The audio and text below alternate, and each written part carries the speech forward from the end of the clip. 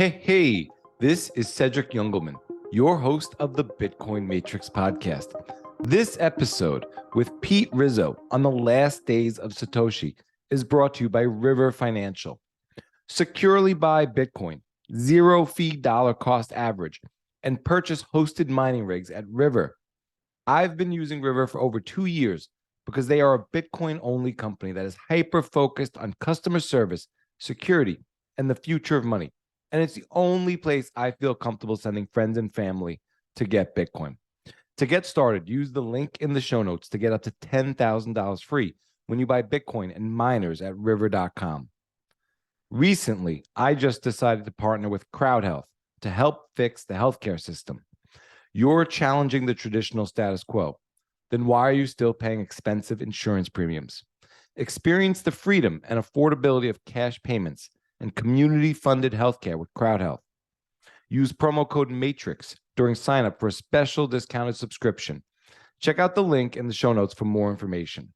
And now, let's enter the Bitcoin Matrix with Pete Rizzo to find out what happened when Bitcoin's creator disappeared. What is real? How do you define real? You can't jump into cash. Cash is trash. What do? You get out.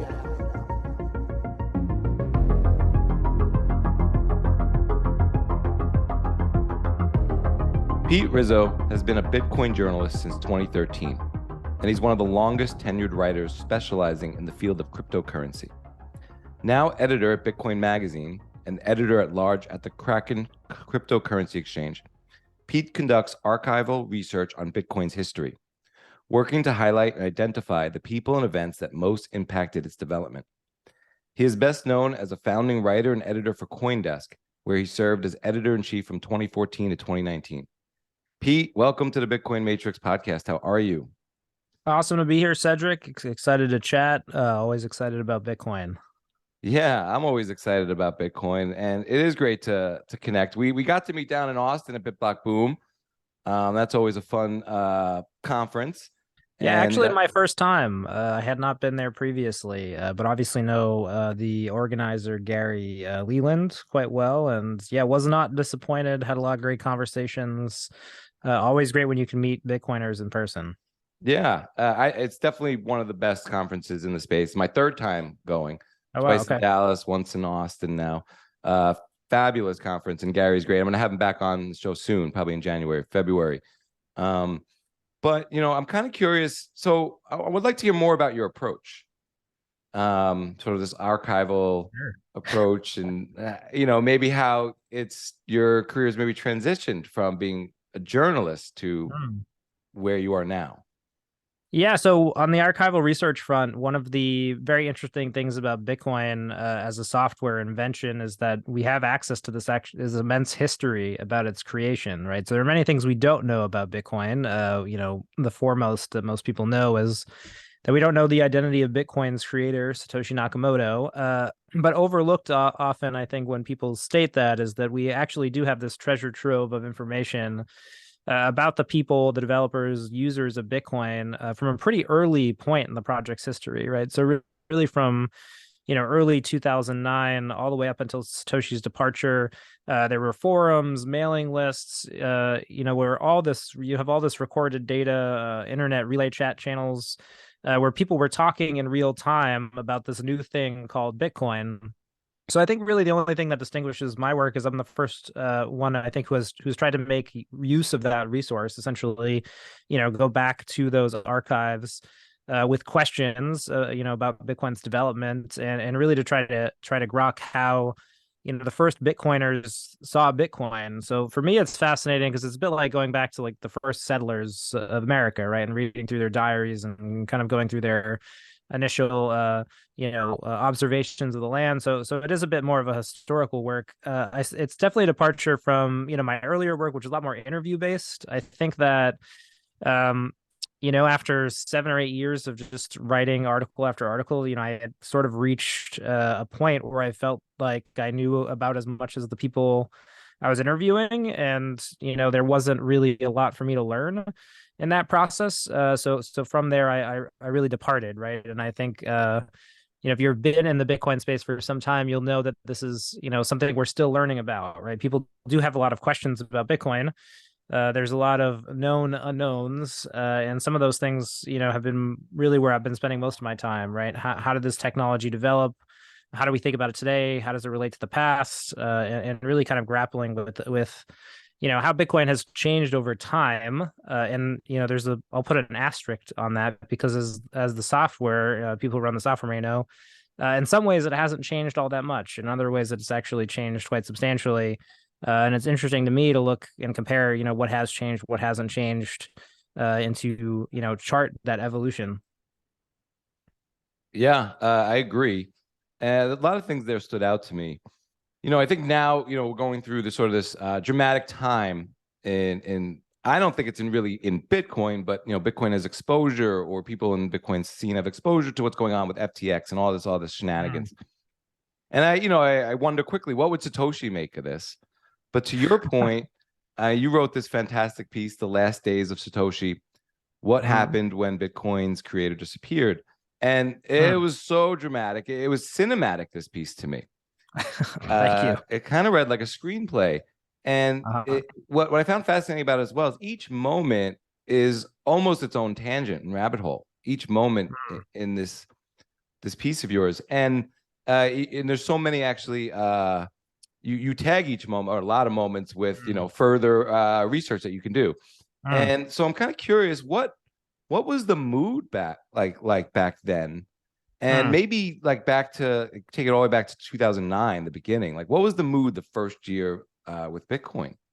It's a great question. I definitely think there was, the mood was enthusiastic, but a bit subdued, right? I think people didn't really know what to make of Bitcoin at first. Of course, people may be familiar with the reception that Satoshi received on the cypherpunk mailing list, right? When he invents Bitcoin, he goes out and tries to make the case for his invention with other people who had essentially been kind of working on the same problems. And he's kind of given a very unceremonious booting from that mailing list, kind of told to shove off, and, creates his own forums and channels. But the people who kind of gather on those channels are sort of a different set, right? They're essentially the people who were bold enough to download Bitcoin, to experiment it, to tinker with it. But these are overwhelmingly, I think, people from the Western world, English speaking kind of computer geeks, from Eastern Europe, North America, Western Europe, and really they're coming here and seeing, oh wow, okay, so the software works, this is the real deal. Now what? Right? So they come together and really start establishing the economy, right? So one of the things that's interesting about Satoshi, I wrote this in a tweet a few days ago in reference to FTX, is that Satoshi never prices Bitcoin. He never buys Bitcoin. He never sells Bitcoin. The Bitcoin economy really isn't a creation of Satoshi. Though the Bitcoin software it's the product of his human invention and, his skill as a coder. The economy really forms organically. It comes because Satoshi establishes a forum where people can talk about Bitcoin, and very quickly, these Bitcoiners that realize that they're spending, they're dedicating their computer time to mining these Bitcoins, and they want to do things with it. So they start to price Bitcoin, they start to buy Bitcoin, they start to sell Bitcoin, they start exchanges, and obviously these exchanges are very different from something like FTX, which is a very sophisticated multi-level, what looks like Ponzi scheme at this point, that's built on all sorts of hoo-ha. But these are basic custodial exchanges. You can buy Bitcoin from somebody. In the case of the first exchange, it was called New Liberty Standard. It was literally just you were buying New Liberty Standard's Bitcoin, and he was selling it to you at a price that he determined. So it's sort of akin of just like buying it from some guy over the internet. But yeah, I would say that the economy really is not Satoshi's creation, right? So Satoshi lets Bitcoin's market form organically, and I think that's a lot of what the kind of cryptocurrency world at large misses, is that Bitcoin has this spontaneous monetization. It really does like sort of attain life, right? There's a period at which Bitcoin is very clearly not money, though that is Satoshi's intent. And then there's very clearly at a point where it becomes money. And I think my argument has been, it becomes money because people decided to give Bitcoin value as money. People determined that, right? It wasn't Satoshi that determined Bitcoin was money.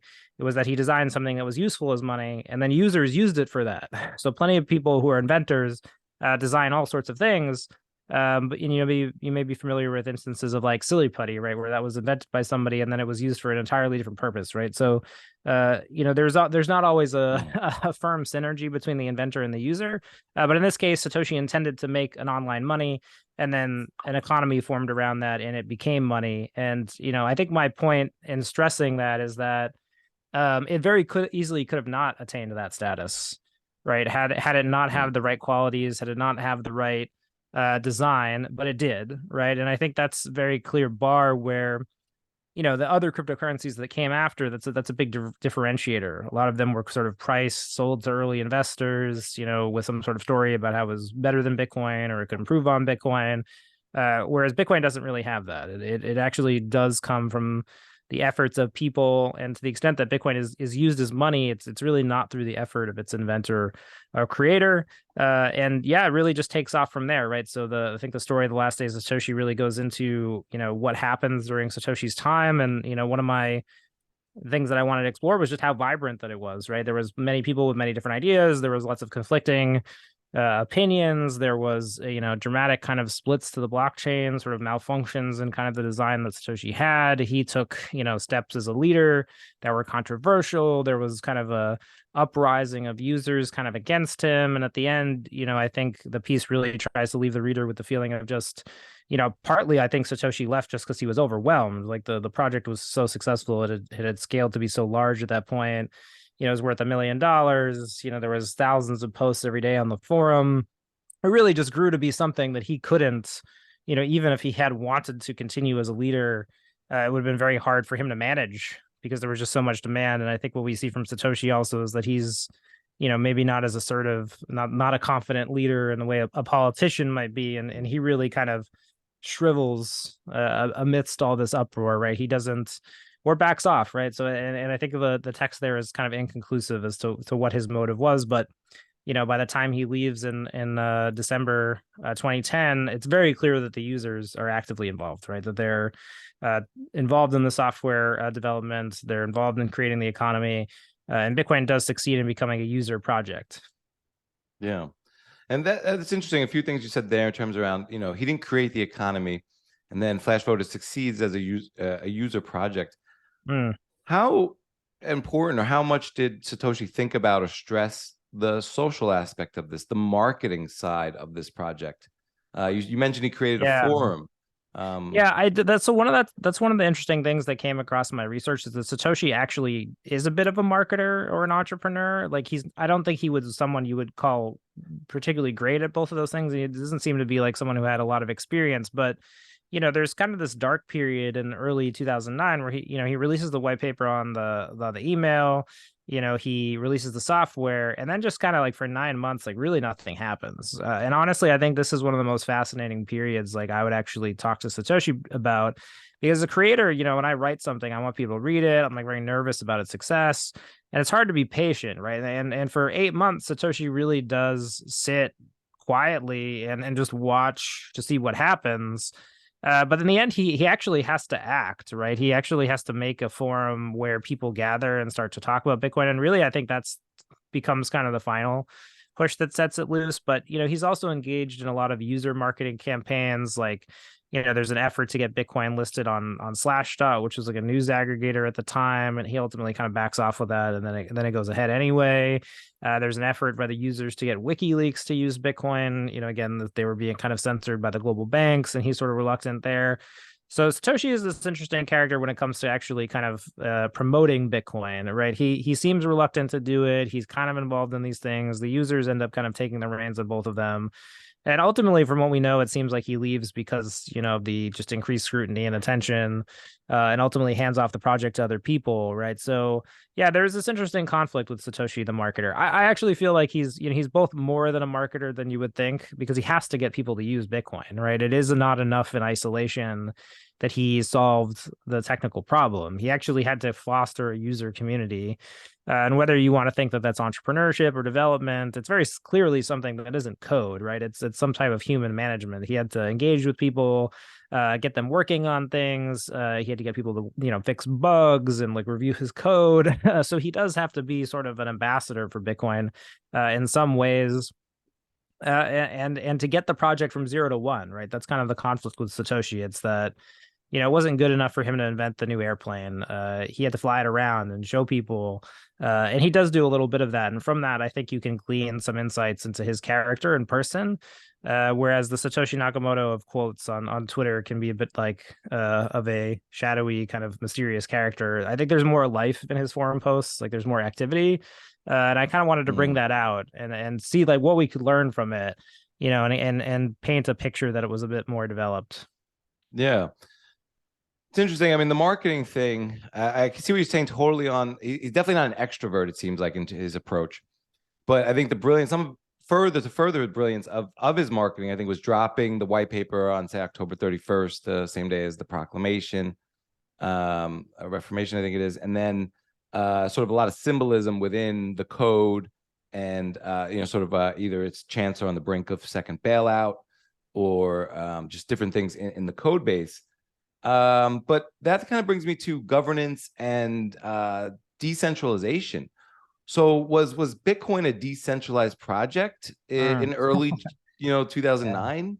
I think that's one of the great questions, right? Was Bitcoin a decentralized project, and by what definition was it, right? So very clearly, my argument would be that Bitcoin is not decentralized for some period of time after it's released, and that it couldn't have met that definition by a number of, because again, a word can only have so many definitions, and then you can kind of look at it against each definition. So if you were to walk through that exercise, essentially, was it decentralized by software development? No, Satoshi was essentially, in the words of Gavin Andresen, who kind of took over the project later, it was essentially a single programmer project for, some 18 months. Satoshi worked on it a little bit with this other coder named Marty Malmy, but, for the vast majority of it was done by Satoshi. He was actually pushing updates to users, making fixes. So this was all sort of his creative work.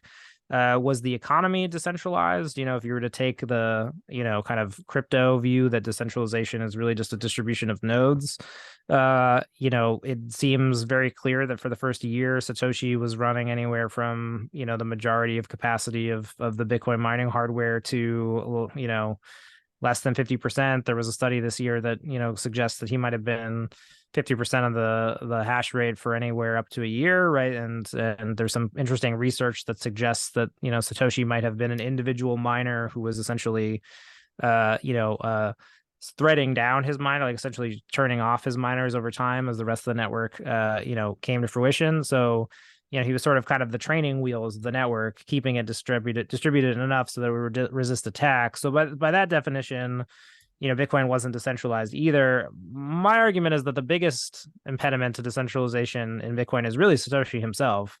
And this kind of emerges, I think, as his, it's kind of the oxymoron in Bitcoin is that, in order for Bitcoin to be a non-government currency, it had to avoid forming a new government. The oldest form of government is monarchy. And essentially, under Satoshi, Bitcoin, I think, is a monarchy.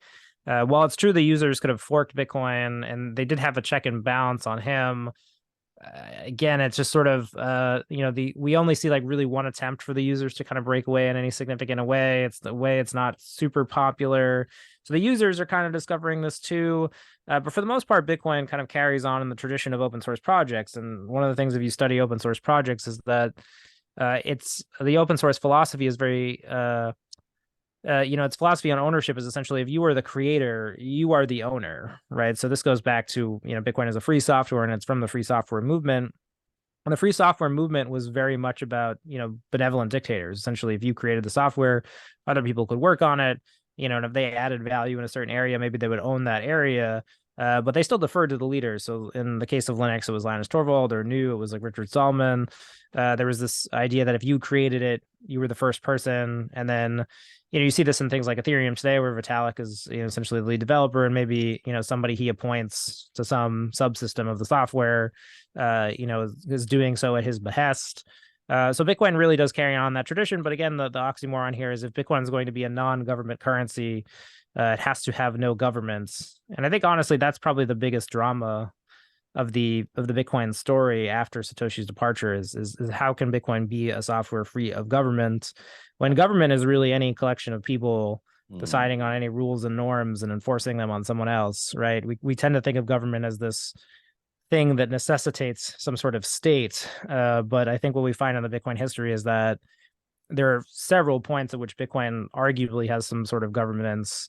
Many cryptocurrencies today, I think, have some form of governance, and therefore are, pseudo state currencies, even though they're not issued by a government. So, yeah, it seems like, we go from 2009, we got some early optimism, not a lot happening on the network, to your point. Satoshi's doing most of the mining, maybe only 200 transactions total. Yeah, their transactions are it's pretty dull. It's like some days there's like 1 month, I think it's like August, where there's like 4 transactions, and you have to be, you wonder if Satoshi was just in there being like just waiting to see if somebody would send.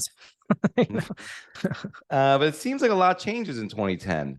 Yeah. It seems like we have a lot more momentum. We have an economy, some price discovery. But it seems like there's this quiet clamor rising against Satoshi. And yeah. So how would you describe maybe the players involved there? Who was around? Who were some of the louder voices? And I note this because it seems like at times they're almost talking like he's not even in the room. They're making accusations that he laundered money.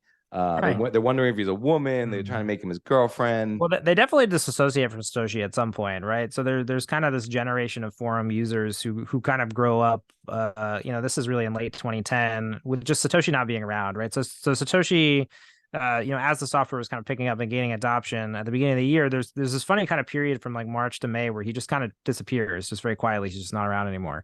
And then he kind of comes back to this kind of thriving user base. And yeah, there are people there, I think, who are contributing and sort of have some background that's pretty interesting. So Gavin Andresen being one of them, who was, a Silicon Valley coder who worked on this early virtual reality project in Silicon Valley. It was actually pretty interesting. There was Jeff Garzik, who was a Linux developer. This guy named Michael Markart, who sort of ran some of the forums. So Satoshi comes back to this environment in which, these people essentially, they want to know like what's going on, and they don't really have a lot of directions. The first people who kind of, I think, established a significant dialogue with Satoshi about this are Gavin and Jeff.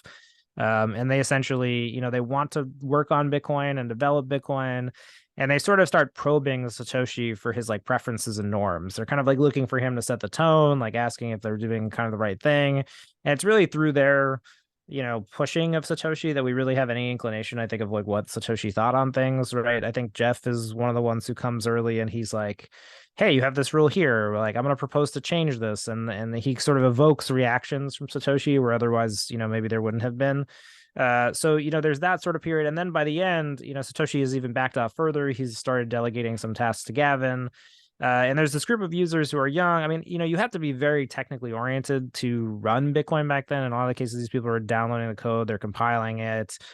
A lot of them seem to be from like open source video game projects. Like they're people who like sit on SourceForge, download the new thing, see if it's interesting. And they're people who have like a high degree of competency with code.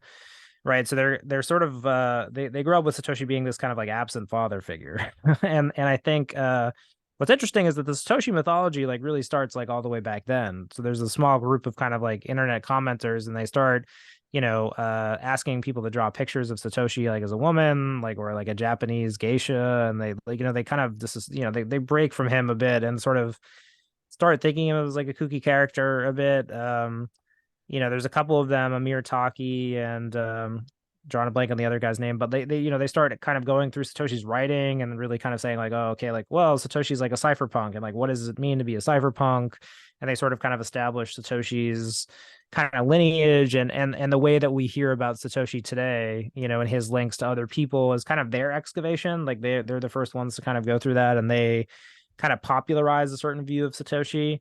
And then it really isn't until 2011 when the press comes in and Satoshi's absent that, we really have this creation of Satoshi as like a mysterious figure. That was one of the things that I think I was most interested in, was like, when does it happen that Satoshi becomes mysterious? And it's funny that it happens actually like very quickly. Like Satoshi's gone maybe by late December, but he's still kind of around. And then by May, he's sort of treated by the press in the first, rush to cover Bitcoin as this person who's just been like gone forever or abandoned the project. But in reality, I mean, he'd only been gone for like 3 months. Like, in crypto time, that's like nothing. Like the Luna cryptocurrency would have still been around, right? It was like fairly recent.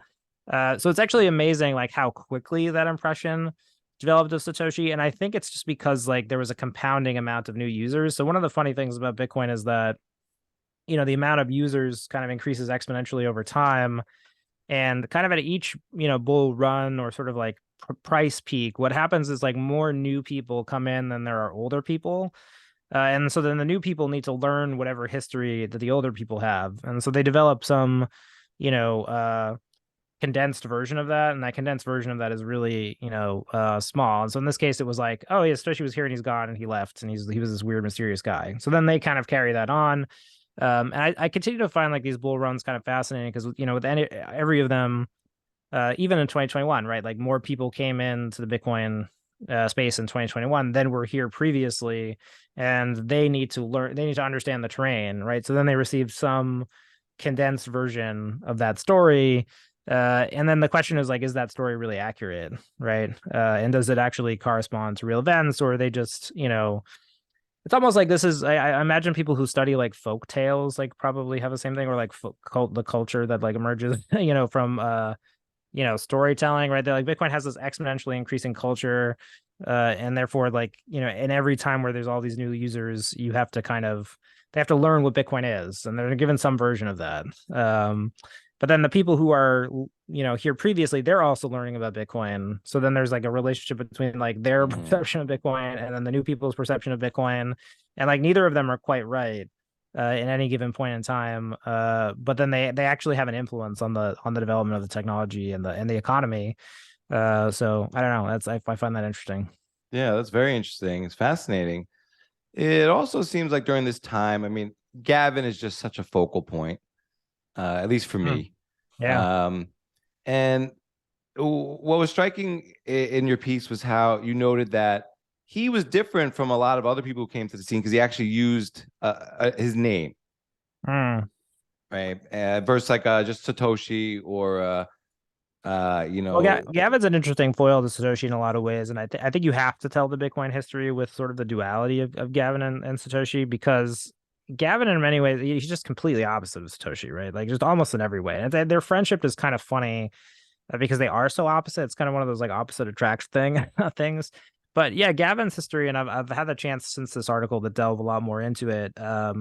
Is really much like he's a product of the early World Wide Web kind of boom in Silicon Valley, right? So he doesn't know who the cypherpunks are. Like he's not interested in privacy. He doesn't know David Chaum. He doesn't know digital cash. Like for him, it's like Tim Berners-Lee invents the web, and he's really part of that early web rush, right? So essentially, what was happening is that in the late '80s, early '90s, the Silicon Valley companies that they were transitioning from being hardware companies to software companies, right? So Microsoft was kind of the big kingmaker.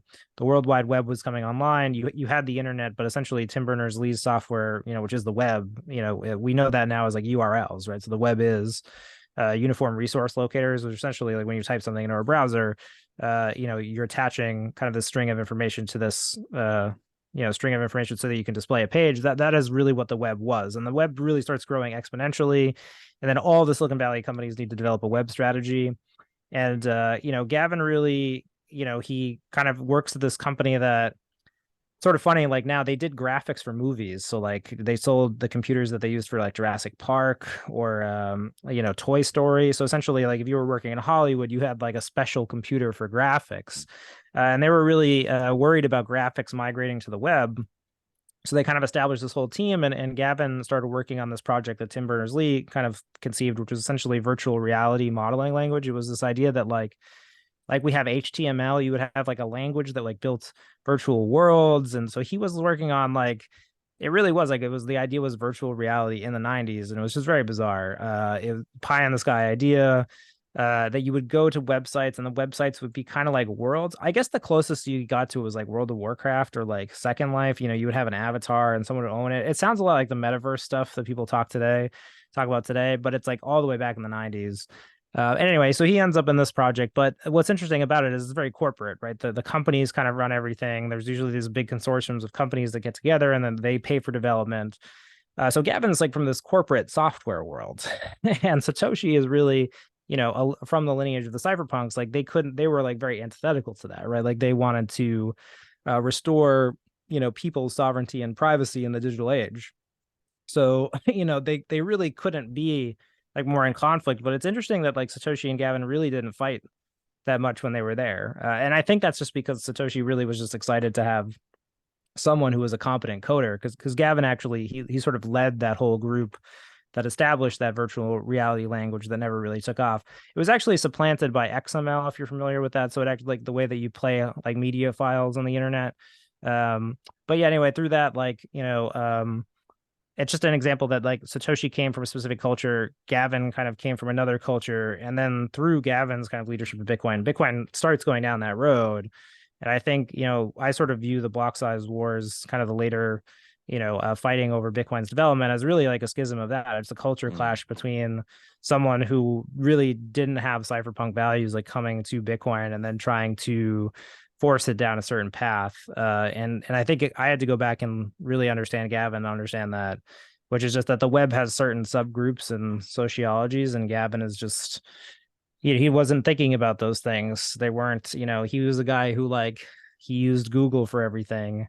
And then like, kept his, he like would get hacked some occasion. Like there's a story like of his wife, got hacked because he had like bad security practices. Like he's just a regular kind of software guy, but somehow through quirks of history, he finds himself kind of in charge of Bitcoin very early on. And so because of that, I think he has kind of like a funny, tragic story, and that like, he actually he does a lot for Bitcoin. Gavin's kind of this reviled figure today. But in many ways, like he's one of the ones who kind of ensures that it gets past Satoshi, that it grows the developer community, and his engagement with regulators like early on really does save Bitcoin from being squashed in the cradle. I have a buddy who kind of compares Gavin to he's sort of if Satoshi kind of was the absent father, Gavin is sort of the guy who wakes up and he finds the kid on the doorstep, but he raises the kid. You can say what say what you will. It's a really interesting analogy. I also think I'll use the word victim, or I just have the bias of coming in later, and I sort of see him as sort of that reviled character. Yeah, and I attribute a lot of suspect to a lot of things he did. I'd like to dig a little bit into just even who he is and his name. I mean, is that his real name? Yeah, it's funny. Like a lot of the characters in Bitcoin have variable names, and I think it's just a common with with the advent of the computer. You had the ability to express yourself as like a handle, right, or take on an identity. And then Satoshi, right, is that's likely not his real name, and 90% accuracy, right? So one of the funny things is that Gavin Andresen, actually does change his name a few times. But that seems to be just like very consistent. I've also found that like, I've been doing a lot of research recently on Julian Assange, who also like had different names at different times. Like he at one point had his father's name, his biological father's name, and then he had a stepfather, and his Assange is actually his stepfather's name. So he ends up with that name, and Gavin sort of the same way, sort of, his mother gets married early on, gets remarried. Like, he ends up kind of switching names, and and again, it just adds, I added to that story because I think it adds like kind of a mysterious feel about like, who's Satoshi. Like there's all these people kind of changing names, but it's just kind of, I think, a part of the culture more than anything else. It's not anything significant, or is it? I don't know. I can't, I can't tell, right? There's the internet affords us this, ability to represent ourselves kind of however we want. And I think it's just funny that like, Gavin and Satoshi have this interesting thing where they're both actually not who they say they are on some level, even though Gavin is actually very open about his like physical appearance and like what he does and like who he is, and Satoshi's not. They're actually both kind of deceptive. And I just find that like kind of a little bit fascinating, because it's again, I do view their duality as kind of like an interesting part of the culture, because again, like they got along. They seem to like have just had a great working relationship. Like Satoshi doesn't seem to have minded working with him at all. They like often pretty much like kind of agree on everything. There's even the kind of the instance where there is like a user uprising. It's Gavin and Satoshi kind of sticking up for like the security of the network, and like kind of setting the precedent that developers really can appeal to security to make changes. This is kind of one of those interesting things where Bitcoin has kind of inherited an aspect of like fiat governance. So, if you think of like, well, how do politicians claim power? It's like, well, they appeal to your safety, right? Like they appeal against this threat.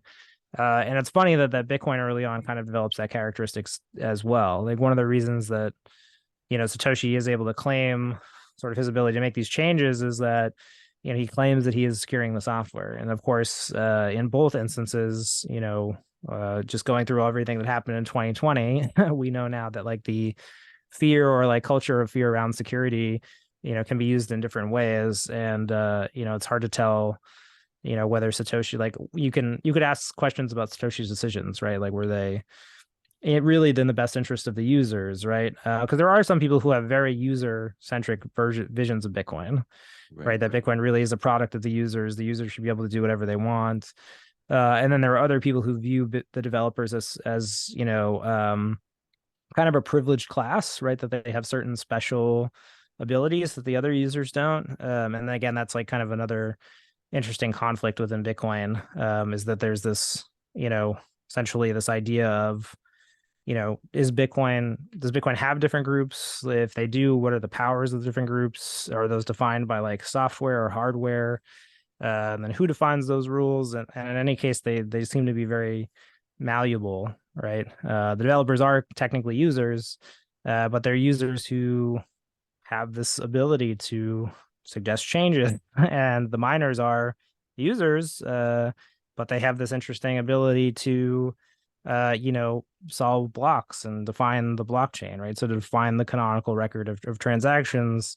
So again, you get back to kind of the central I think drama in Bitcoin, which again is like, how do you get to decentralization, and then what is the decentralization of money, and then who does have the right to, I guess use force or, coerce someone or into some action, right?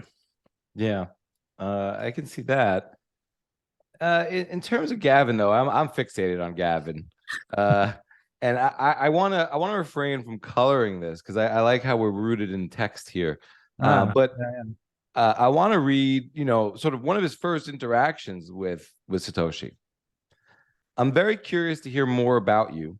How old are you? Is Satoshi your real name? Do you have a day job? What projects have you been involved with before? Anyway, Bitcoin is a brilliant idea and I want to help. What do you need? Love that email. It's like one of my favorite emails in Bitcoin history. It's so good. Like you couldn't have written an email that's just like more not Satoshi. Like, it's like if you were to like be like, hey, like what's the first email this guy who was not Satoshi sent to Satoshi?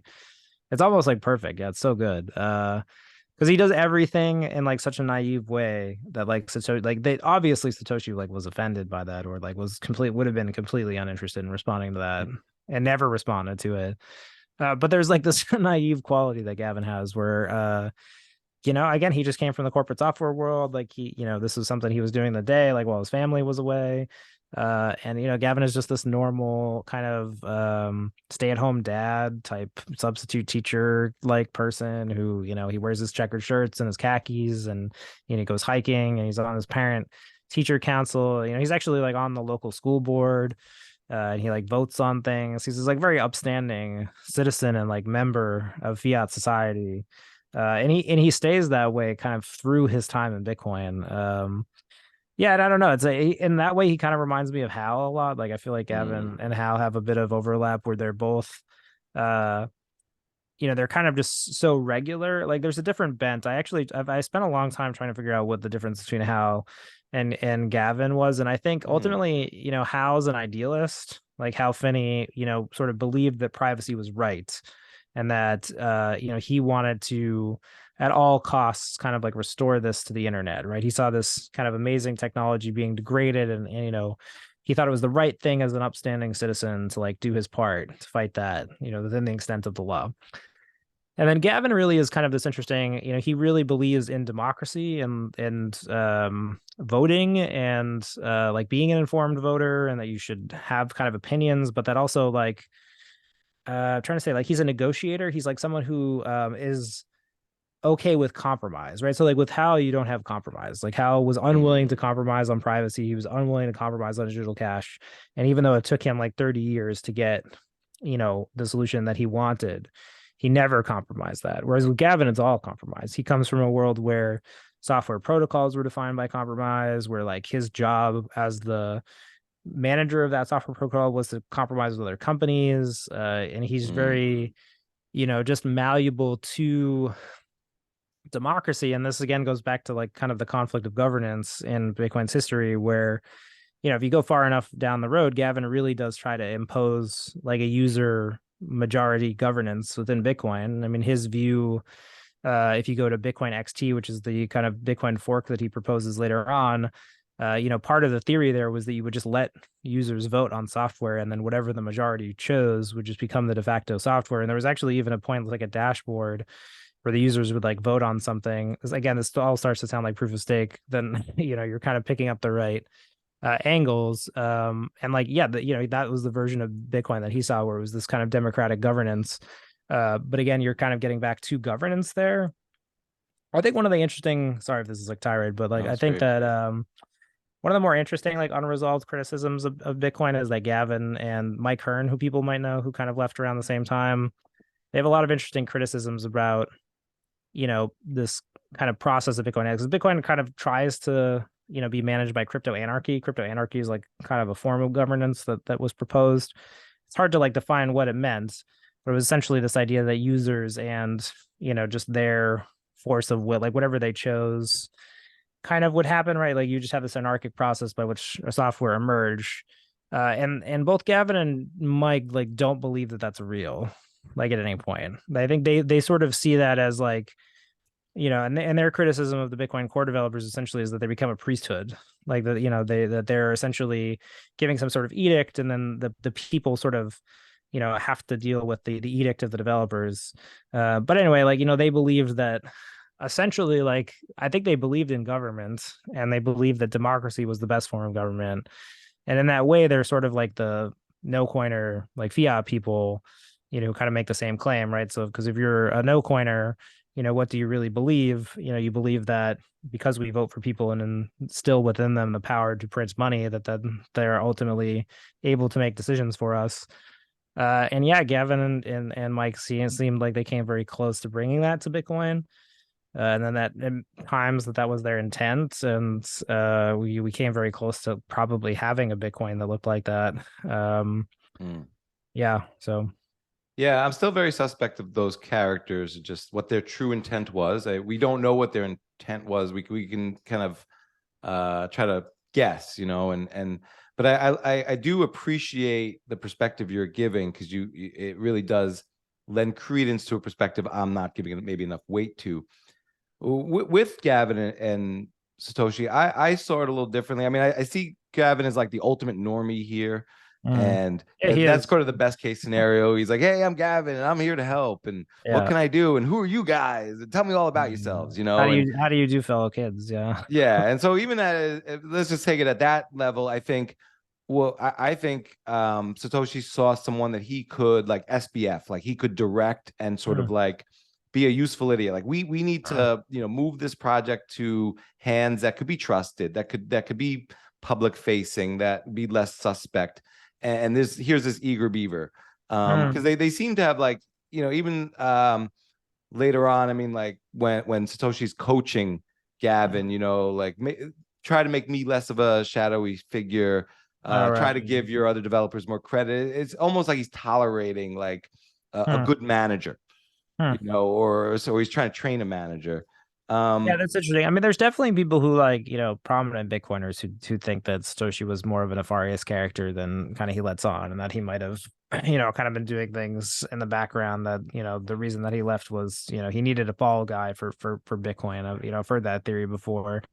Yeah, there might be an element to that. I can't discount that, right? Like one of the things about the text, I think, is that, you are able to kind of get a greater degree of theory to it. And there's certainly nothing that really goes against your particular view on it. Though I would say that, and he has a equal opposites reaction to Jeff Garzik, right? Because Jeff is like an open source veteran, and it's very clear that he's an open source veteran because he does things that are very common in open source, right? So like he'll open a pull request and say, I'm going to change the block size just to see Satoshi's reaction, just because he knows that in open source, how you get somebody's attention is by doing, right? So in that case, Jeff is actually much more culturally kind of like aligned with that, right? So he's doing the things that you would do if you're experienced.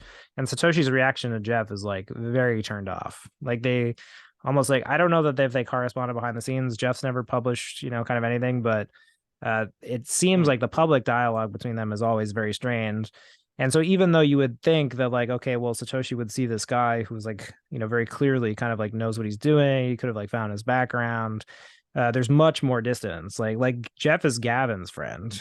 Like he's not Satoshi's friend.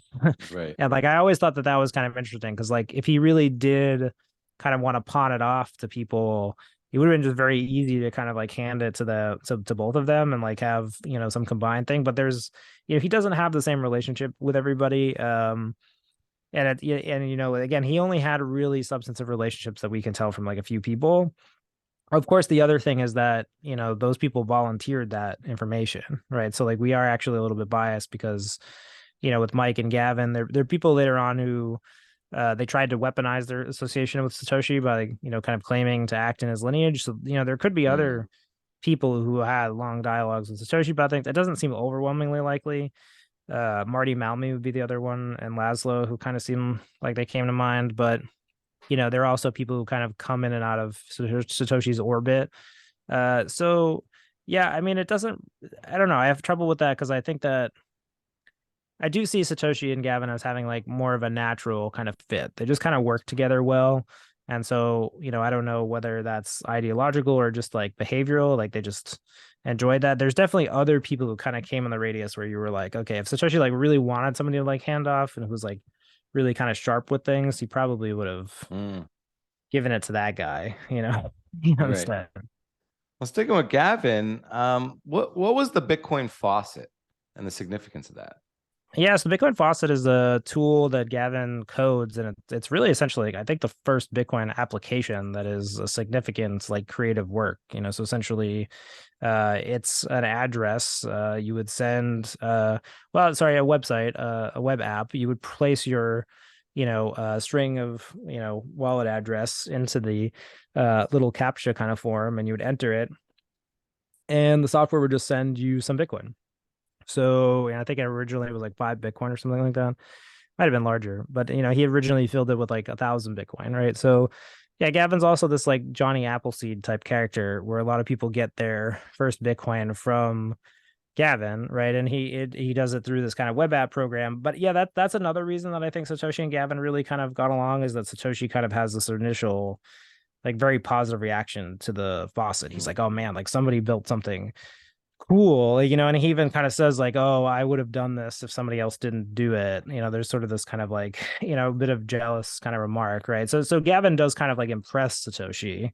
And I do think that like Satoshi saw, a future of Bitcoin being these kind of things, right? Like payments on the web, money flowing around. And that excited him in a way that a lot of the other projects that, they're just exchanges where you can buy and sell. There wasn't like, I mean, a lot of the people who were software engineers at the time, they were really spending most of their time optimizing for mining. They were the ones trying to figure out how to run Bitcoin with GPUs so they could mine more Bitcoins. So there's also like, that side of the coin where it's like not all the developers who were good self-selected into actually working on Bitcoin. Some of them just wanted to mine as much as possible. I mean, and it seems by some estimates, there's one miner named Art Forts who's kind of interesting. Like he mined something like 250,000 Bitcoin that we know of. He's confirmed.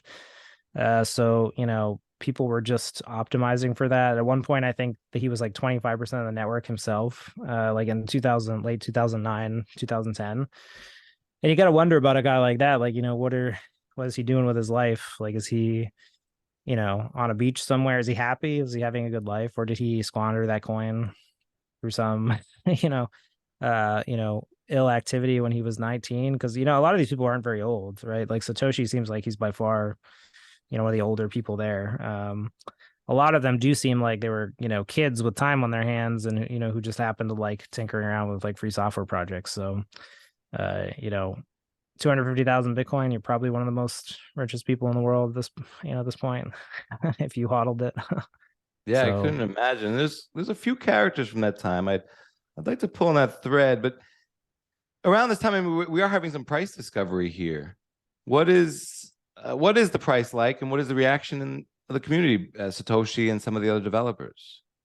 Yeah, so Bitcoin's price history is interesting, right? It really kind of it's really worth nothing for most of the first year, and then at the point that it monetizes, it's worth essentially fractions of a penny, right? They're really selling some of the first transactions I think is like 10,000 Bitcoin for $5, so they're Bitcoin at that point is like worth almost nothing. By mid 2010, you're really kind of, it's like around the cent mark, but you really would have had to thought like the price appreciation then would have just been on a percentage basis like crazy, right? You're going from maybe like a tenth of a penny to a penny is like already a 10x jump, and then there are people who got it for even less than that. And then by 2011, early 2011, it's worth like $5. By the time like Satoshi is like really out that summer. So if you bought like at a penny and it's like $5, I mean that price, that chart, if you were to chart it, would just be almost like vertical, right? And it's interesting because I think this is one of the things with Gavin is I think Gavin is like unable to comprehend like how Bitcoin could be worth so much. Like this is you see it at points like kind of in his later interviews where he sort of struggles with this, and he always talks about Bitcoin's price appreciation with like this kind of amazement. And I feel like he thinks that it like shouldn't happen. He almost thinks it's like a dirty or bad thing because it was sort of impossible for him to think that he had just like put $100 into something and like his heirs will live for 1,000 years like off that money. But that like literally like in actuality that's probably what happened. But like his mind like couldn't really comprehend that. And you kind of ask the question of like who could, right? Like could you like had you like what would you have to have been to think that? And I don't know, like on a percentage basis, like I can't imagine it's like a super high amount, right? I think Gavin had a much more like natural reaction that's like more empathetic. Like I empathize with that. Like I actually think that if I had an investment that went up like 100,000%, and again, like Gavin's investment was up 100,000% like by 2013. I mean, by now it's like up, millions of percentage basis. So like, he like, within the like the history of the world, the best performing investments of all time, like his just putting $100 in a Bitcoin, like when he first got it, would be like categorically one of the best performing bets of all time. And I think it's, again, it's like, how does the human mind like process that information? And I think he rejected it on some level, right? He was like, no, it can't be that is true. And I think some of the other early Bitcoiners, right, like the kind of greatest Bitcoiner, I think, who's like, unfortunately his catalog is a bit under discussed, but Moshe Popescu was like kind of the first one who like really kind of thought that idea and like didn't think it was crazy. He has this great piece that he wrote in 2012 called Bitcoin Prices, Bitcoin and Flexibility, where he basically talks about the long tail is like you hold Bitcoin long enough, it will just go parabolic, and essentially this is the paradigm shift for money. But he was also crazy as all hell, and he's a whole other ball of wax, but a Romanian guy kind of like ran a bunch of weird scam sites, like had a bunch of like consensual sex slaves, but he understood Bitcoin potentially better than Gavin. Yeah, he's a very mysterious character in his own right. We could probably do a whole show on him. Maybe we'll touch on him a bit. I want to read, just in terms of this time period, though, one quote: Bitcoin exchange demolished. 84,732 BTC sold for 1,500 euro profit. LOL. Yeah. That's this guy. I can't remember the name of the guy, but this guy essentially he's a server farm operator, and he decides to just start running Bitcoin on all his machines. And for what it seems like, he just immediately shot the difficulty up, and considerably, but he had mined some crazy amount before then. And then I guess he tries to sell it on exchanges, and essentially he just like shuts them all down. Like they just all collapse. And you have this kind of like FTX style moment, but it's essentially like, there's only 100 people playing the game at that point, so the market just gets completely washed out. But yeah, I mean, look, you were dealing with like huge amounts back then because it wasn't worth anything. If 84,000 Bitcoin was $1,000, and this guy was really, it seems like just fucking around, just trying to break stuff. And, luckily we're not there anymore, right? You could probably liquidate 80,000 Bitcoin today pretty easily on the markets.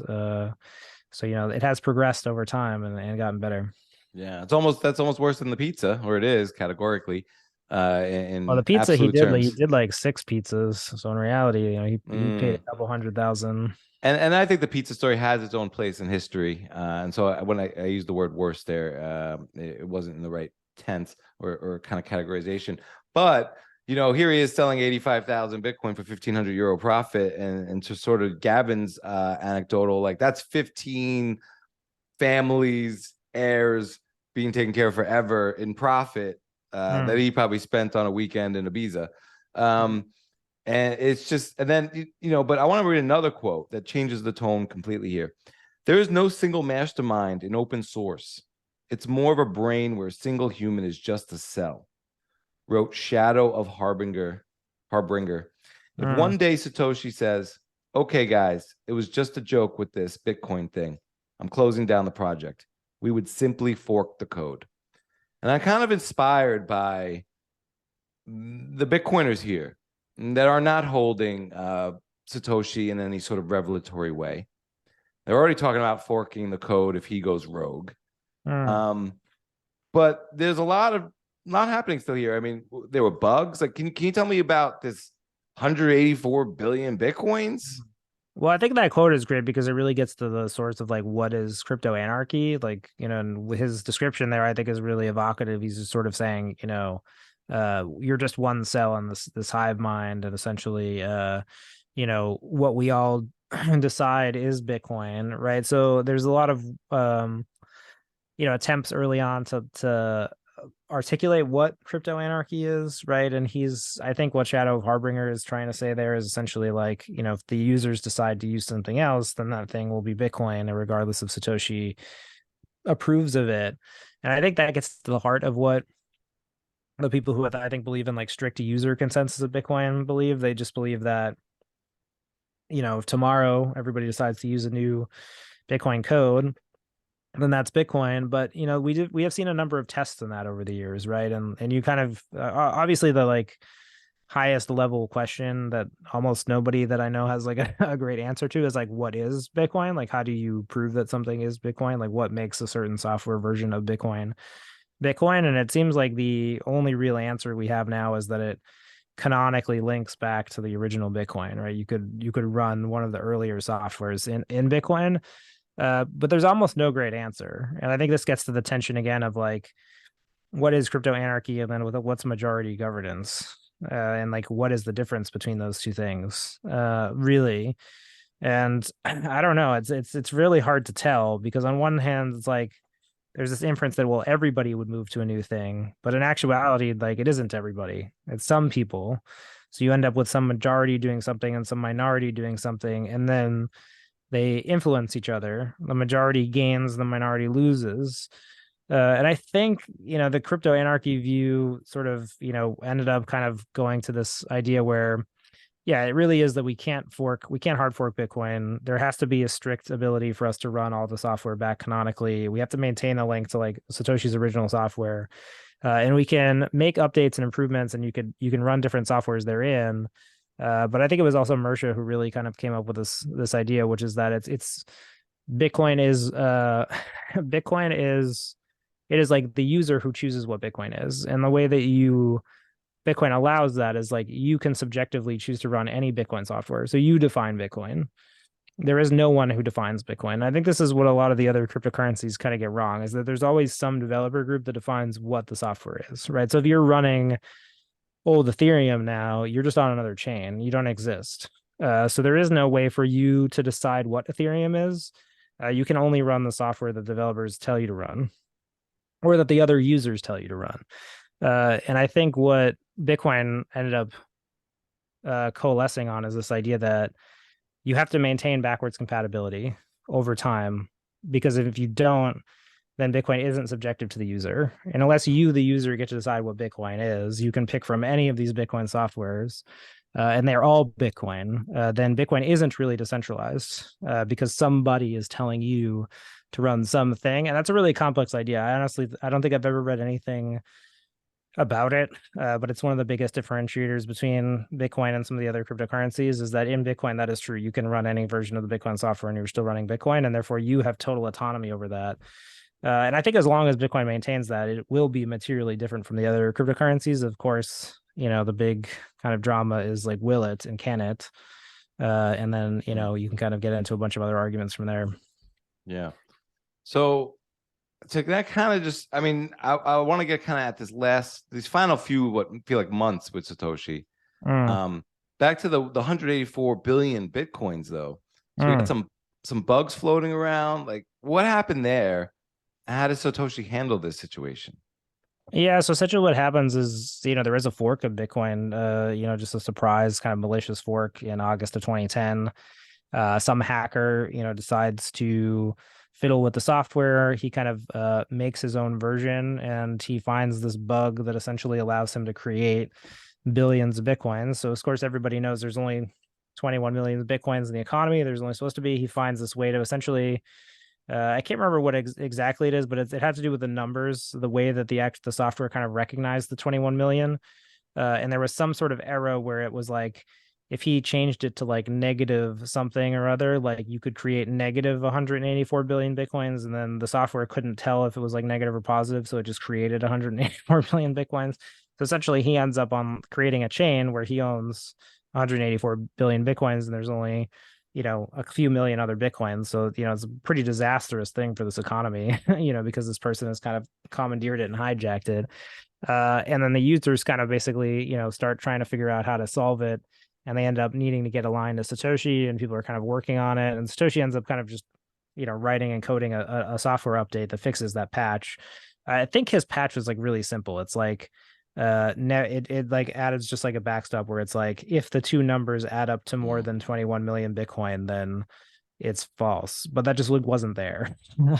So Bitcoin has a lot of these weird edge cases, right? So I think the developers, especially who are around that time, they just have a appreciation for just how fragile Bitcoin is. The Bitcoin, it really is a system that, other than Satoshi, like no one was really familiar with, right? So Satoshi kind of built it. It's almost like we live in a house where Satoshi built every part of it, and everything that he built is like very specific to his own specification. Like he made the bedrooms, like he made the bathrooms, like he knows where the wiring is and like the fuse box, and like, he knows where the outside like the septic system runs, and like where the leash fields are, right? So like he knows where all this like stuff is, and he built it.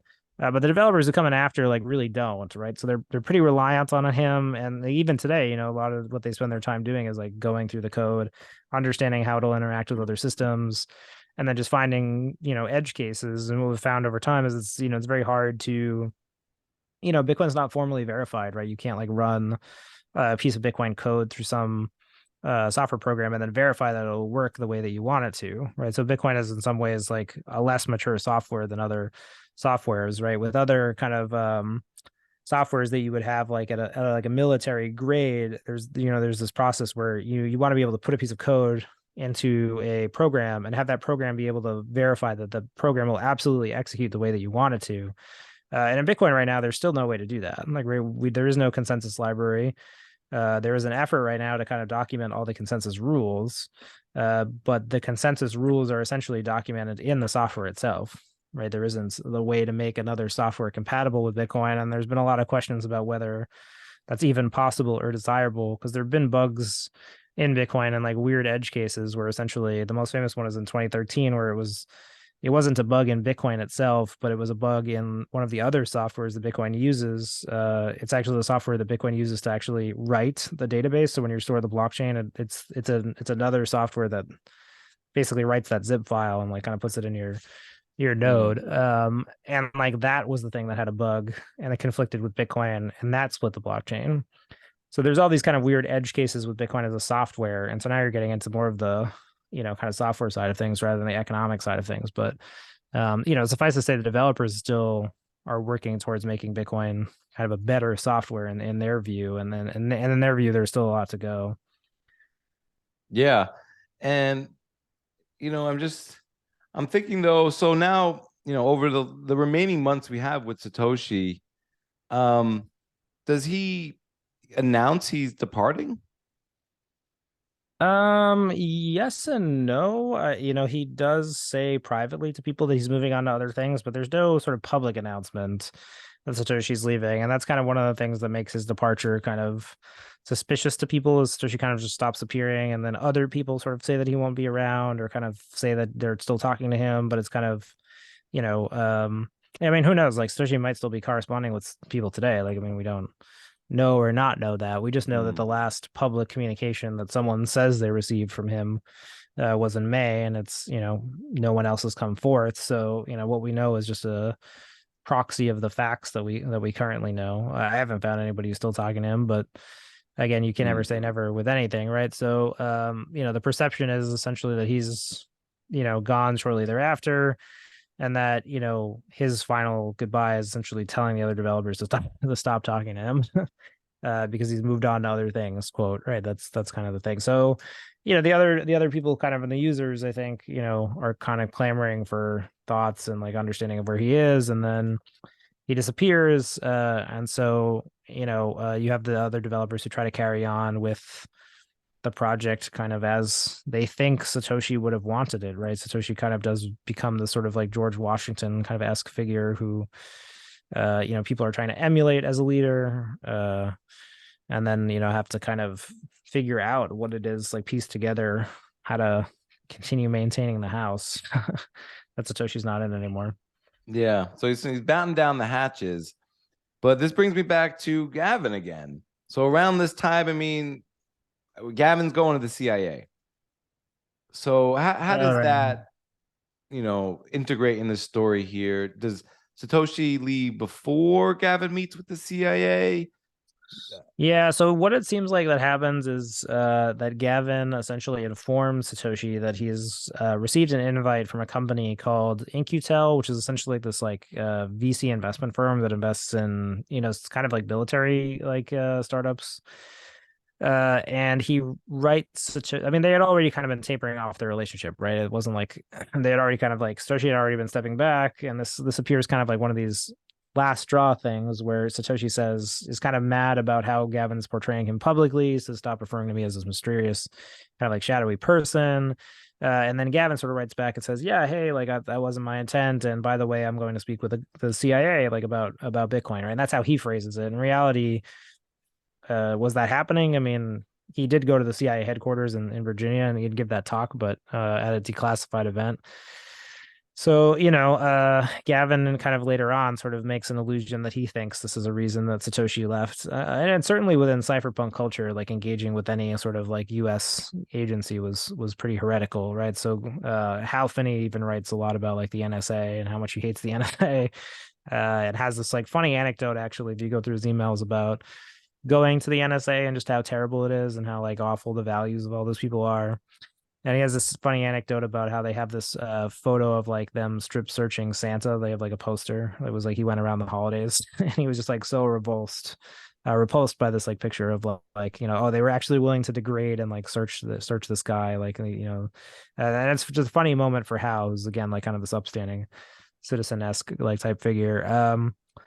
But yeah, I mean, I think, certainly you could say the cypherpunk culture would have rejected the idea that someone would go to the CIA. But again, it was, if you think about Gavin as sort of this populist kind of politician type figure, it's wildly popular. Yeah.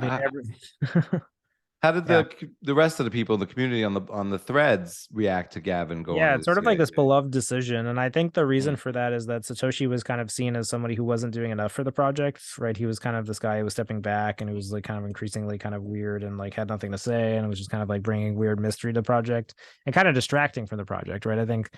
And then really with Gavin, they kind of see this guy who's willing to go to the CIA, and he actually like sells Bitcoin to a few people there, and he talks about Bitcoin, and he talks about like why Bitcoin should be legal and that's not illegal. And this is why I said again, like Gavin is a lot of the ways that we publicly evangelize for Bitcoin today are very indebted to Gavin, and Gavin does have this kind of idea of Bitcoin as this platonic, just he, in his words, quote, just plain better money. That's the way that he looked at it.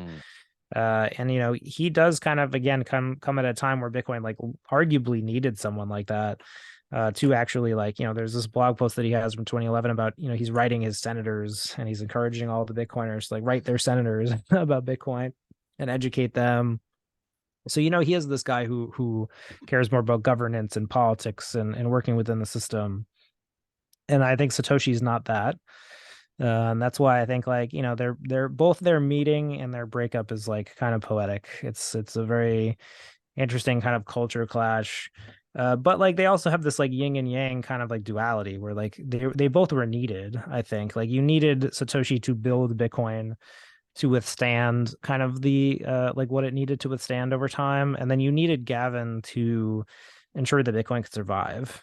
um I don't know, it's very similar to like, I guess in American history you'd have to kind of go back to like, maybe somebody with like a strong leader like a George Washington, and then you had like sort of your weaker, like more strict democratic leaders like Thomas Jefferson, who like had a different idea of democracy, right? It was more about states' rights. Like, so they have these different approaches, but they both work. That's the thing, right? I think like Gavin's is less relatable because it's less romantic, right? Satoshi has this, he gets to claim this like romantic kind of anti-state, giving you your sovereignty from governments, kind of angle. Whereas Gavin kind of did the hard work of making sure that like he wasn't thrown in jail and that like none of the startups were shut down.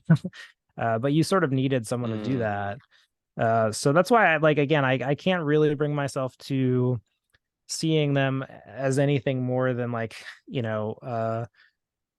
they were sort of the right leader for their own times, right? Like, how you elect somebody and then you elect the next person, and they're both a little different, but they both move the whole of the thing forward. They were useful at different times. It's almost hard to see in Satoshi continuing to lead, just because like what else would he have provided at that point? He wasn't going to be the guy that like helped mainstream Bitcoin or that interfaced with authorities. There would have been, even with Satoshi around, there would have been somebody doing that. So it's hard to say, right? Like it does almost seem poetic the way that they transition and like when they transition, and they both achieve stuff for Bitcoin, right? It's just kind of the Gavin, I think the real drama with him begins when he's sort of unwilling to step away. Is he like, that's and I think another interesting kind of duality is that Satoshi steps back kind of willingly and with a lot of grace, and then Gavin really does not. I think there's a good quote that somebody sent to me one time. Can't remember who it was, but it was about the kind of scaling Bitcoin conferences, which were, really when the developers were kind of arguing pretty vehemently about how to move Bitcoin forward. And, there was somebody who said like, that was really a time where Gavin, you could tell he was sort of overmatched by like the intellectual output of the community, and he could have stepped back and become that elder statesman and like not tried to force things forward, and he didn't. And again, I think that's because he concerned with where he thought things were going, but he doesn't step back and he keeps kind of fighting for his particular view, and because of that, ultimately needs to sort of be expunged from the project pretty violently. Yeah. I mean, it gets even, I think, maybe a little worse for him. What I understand is he points Craig S. Wright as Satoshi, or affirms or backs the claim. I think within Gavin there was always this well, think about it, right? You take over something and you're like the new leader, and then there's this other guy in the background who's like always kind of distracting from your efforts. And this is where I think like by 2013, I think Gavin is like a bit tired of the whole Satoshi thing. He's kind of like, I've done the 3 years of hard work, like I've kind of built this industry, and it just kind of keeps going back to Satoshi. So you look at like he's often like involved in like almost every press article that does like a Satoshi reveal. And I think that's because like Gavin wants Satoshi to be found. Like he really wants there to like to get rid of the mystery, to like be able to move on. And he sees it as this like kind of distracting sideshow. Like he doesn't see Satoshi as like a founding myth or like this mythology on which the project rests. And I think even today he sort of looks down on that. He doesn't see that as something that was like necessary. And so he was always trying to like remove that or fight against it. And like, he like kind of, he gives a comment in the Dorian Nakamoto story. He surfaces in the Craig Wright story, kind of like any time the media like is trying to find Satoshi. Like, he's involved because he's the guy who talked to Satoshi, but he does seem to like want this outcome. And so the question that I've had to ask myself is, okay, like, well, why does Gavin want that outcome? And I think the obvious answer would have been that it would have allowed him to just move past it. Like, I don't even think it was about any of like his technical like reasonings, or that he like saw some sort of ally in Craig Wright, or that they had anything particularly in common. I just think he wanted this solution. He wanted to scrub Bitcoin of this way that it was viewed as like a product of this kind of shadowy hacker kind of movement. And he becomes just biased against it. And I think that drives him to a point where he's willing to even kind of embrace Craig to get that outcome. And that kind of becomes his undoing, which is, kind of his tragedy, is that, he's eventually just kicked out for, vouching for someone who, never was able to kind of offer the public the information that Gavin claimed that he was offered. So it's another interesting, I wasn't there, can't say. Yeah, I think of it as maybe he wants to demystify Satoshi so that he's on the same human level playing field. So he's more like the Paul Allen to the Bill Gates versus a disciple to maybe Jesus. This mythical, undefinable figure who has That's no why flaw. I do think, like, going back to the George Washington, like, it actually works really well if you view Satoshi as George Washington and then Gavin as John Adams. Like, and John Adams was the guy who kind of had to, if you watch the HBO documentary, he's the guy who had to follow Washington, and Washington had this very big, like, mythic aura. He could have been king for his whole life, and he decides to step down. Therefore, he sets this precedent of American democracy. He's like very revered. He won the war. He's like all this, he has like all this regalia. And then Adams is the guy who then, like, they go to war with Britain. They like burn the White House. Like, he has to be the unpopular guy. But in that instance, America had to continue, right? Democracy had to not become a monarchy, and it had to actually go through the evolution of people voting. And so there had to be another guy, right? So it is not that John Adams is bad. It's actually John Adams is equally as important as Washington. He's less beloved. Like, there's no Adam, there's this big controversy about how there's no John Adams memorial in Washington, D.C., because there's a lot of people who do think that John Adams was very important, right? Because he did continue democracy, and without his, like, leadership, although it wasn't as beloved as Washington, like the whole democratic chain really doesn't work. And I think you have to look at Gavin as a bit of a John Adams. Like, his reign is the same. It's like, it's very contested. There's, all these wars, and he leaves kind of like in disgrace, and like kind of everybody's happy to see him go. But the sum effort of, like, his period is that it was, really influential, right? Like, it helped ensure that Bitcoin would approach where it is today, where it is, maybe more decentralized and maybe truly leaderless, right? Where the developers are not strongly associated with Bitcoin. I actually view Adam Back as kind of like a Thomas Jefferson, which is actually, I don't know how much of an American history buff you are, but yeah, those are great analogies. I'm curious though, with all this research and time spent, do you have an inclination of who Satoshi is? Well, I keep saying the only reason to have a theory on who Satoshi is to make a point about Satoshi. So I will say that I'm becoming much more interested in talking about Julian Assange as Satoshi. So this is like a kind of an unpopular view, but I think that researching Assange a lot, obviously he's someone who, has done a lot for the world and has a cause right now that, people I think should rally around. Stella Assange was at Bitcoin Amsterdam, kind of talking about everything that Julian's done, but people may not know that Julian Assange was a cypherpunk. So he was on the cypherpunk mailing list with Hal Finney and Satoshi and kind of all these other people. And then he was also a cryptographer. And he was a cryptographer who was, while not classically trained, someone who developed, things that, like Bitcoin, were cryptographic tools with intent. So one of the ones that I recently came across of that people like the story when I tell it, so I'll repeat it. So he came up with this piece of cryptography called rubber hose. And so what it does, it's an M of N multisig. So that basically it's made so that under torture, you can never prove that the private keys you gave are the real private keys. So it's a cryptographic protocol that ensures that you can give over an infinite number of private keys to your captors, but you can never prove that you've given over all the keys. Thus, you can never really incriminate yourself. That's kind of a fascinating thing because, like Bitcoin, it's something that offers you protection against the government, right? Bitcoin restores the power of money to yourself. And in the case of rubber hose, though it's very dark, it actually ensures that you'll never incriminate yourself in the face of duress, right? And so it's interesting, I think, that, cryptographic systems can be built in this way, and really what they're meant to resist is state power, right? And Julian as a creator in that lineage, I think, is interesting. And then, with the WikiLeaks, like kicking the hornet's nest line, what if it was Julian who was worried about Bitcoin, or WikiLeaks coming into the orbit of Bitcoin? So I don't know. I like that I mean, one. maybe The other, Julian's protecting Bitcoin. He's running both ships, and he understands yeah, they can't touch each other right now. yeah. Or the other one that I like is that he was arrested for hacking when he was younger. So he was actually a hacker from like the 80s and 90s, and he would break into all these government computer systems. And, he was kind of running rambunctious. He would break into these military systems. But the Australian government caught him in 1992 and they arrested him. And it wasn't until 4 years later where he ultimately got his sentence, which is that he was given a $2,100 fine. And I was like, oh, that's, if you're like, where does the 21 million come from? So Assange is a really, I'm embarrassed to say, it's a blind side for me. Right. Um, Yeah.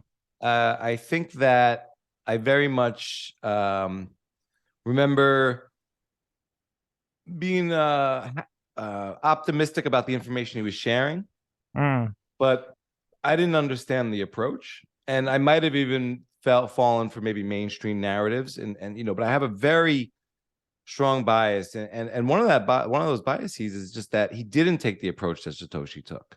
Interesting. Explain. That he put himself out there, both from a risk standpoint, but also we could call it PR or fame, and being associated with the cause. Well, maybe he learned his lesson. So WikiLeaks does WikiLeaks precede Bitcoin in Yeah, so terms of WikiLeaks is not founded until 2006. So it's pre-Bitcoin. pre-Bitcoin. And so presumably WikiLeaks, was doing kind of its principal work by then. Again, it's only a theory, but again, I like to. And people have mentioned this before. You're not the first. I'm not saying that in a divisive way. I mean, he's a cypherpunk. Similar cause, anti-state, right. freedom. Well, I think Julian really goes to battle with the state, right? And that's kind of the, if you think about hacker culture But it's is clearly really a losing battle. He's losing the battle, I think. Well, he's up against incredible odds, right? Yeah. It's in a world where there's a global government order, how does journalism persist, right? And I think WikiLeaks right now kind of offers the only impactful model, right? It's like in an age where computers were radically changing government, there was not a way for journalism to serve as the fourth estate, right? You can't. Yeah. There was, you had to have had that type of system to be a real check and balance on the power, that was there. And I think that, yeah, I agree with you. I think until pretty recently, like I was also kind of the bent of being sort of disinterested in Assange, which is why now I'm on this whole Assange Satoshi train, because I do think people should pay attention to Assange. I think that if you care about Bitcoin and like Bitcoin's values and like cryptography as a means of combating the state, like Julian is every bit a part of that story in the same way that Hal is, in the same way that Satoshi is, and they're people with very similar goals. Like they wanted to use cryptography to restore power to the people, and I just think that Hal resonates a little bit more because he's a bit of an everyman, and Julian's a bit of like the one who is willing to use force against the government, right? So Hal is a bit of a benign character. He would never use force against anybody who did something wrong, but Julian is the one who fights fire with fire, right? So there's kind of like a yin and yang there that I think is kind of funny. It's just I think Julian's a very important story. I think it's a misunderstood and understood story. I know I don't know enough about it. It just seemed like it was always going to be a losing battle the way he approached it, that he was going to go down for the cause, making just because he was identifiable. Well, he's a bit more of a martyr than Satoshi is. Is a bit of a martyr syndrome there. And it's very complex, but it brings me to these early characters, these early pioneers, whether they were young and they just stumbled into Bitcoin and messed around, or they gravitated to the space for different reasons, like Hal Finney, and sort of we're tracking these kind of developments. What has happened to some of these guys? I mean, we talked a bit about Gavin. I mean, is Gavin around today? Is Gavin working on something?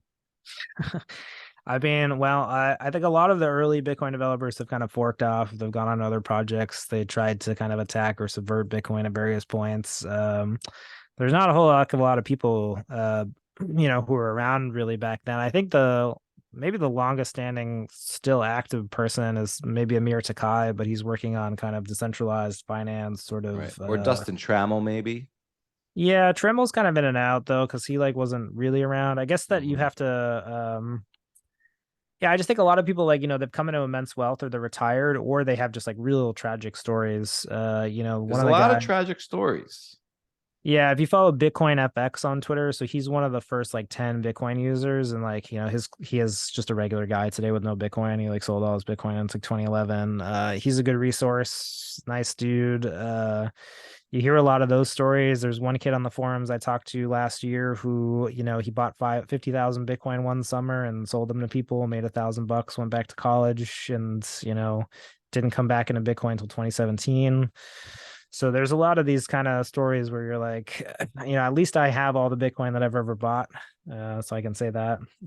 Maybe I didn't buy early, but yeah, there really wasn't, maybe the best incentive to be an early adopter. I mean, some people I've emailed from back then, are super chatty, like we'll talk in private emails, but they're doing their own thing. And then some of them are just like, never talk to me again.